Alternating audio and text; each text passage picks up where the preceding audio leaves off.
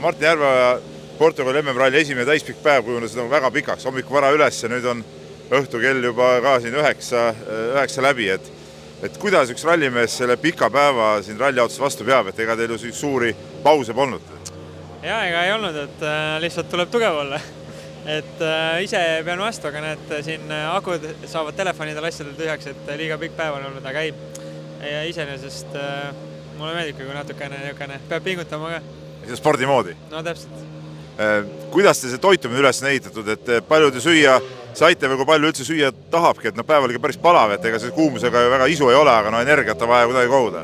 Eks spordijook on nagu põhiline energia nii-öelda tarve, aga väikeste nende pauside ajal ikkagi saime seal mingid smoothisid ja eks meil autos on ka batoonid vaheldusel, et nüüd siin ülesõidul pikal isegi võtsime väikse batoonikese. Päris praadi päeval ei söönud? Ei jah, et eks siin magu ei saa täis süüa, et tuleb nagu tera püsida.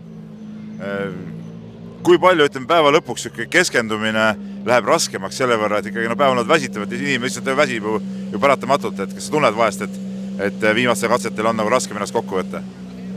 Ei, täna oli suhteliselt okei, et ma arvan, et lõpuks temperatuur oli ka Portugali kohta suhteliselt mõistlik, et higistada sai, aga ei olnud päris 60 kraadi, et pigem oli 30 kraadi. No selge see, et homme jälle hommiku vara välja tuleb veel videosid vaadata, homseid katseid. Mitu tundi öösel magada saad, oskad ennustada? No kui süda ajal magama saab, siis peaks ikka 5 tundi kokku tulema. Piisab sina, eks? Ei, kindlasti mitte. Pool jääb puudu. Selge, hea tööd. Aitäh.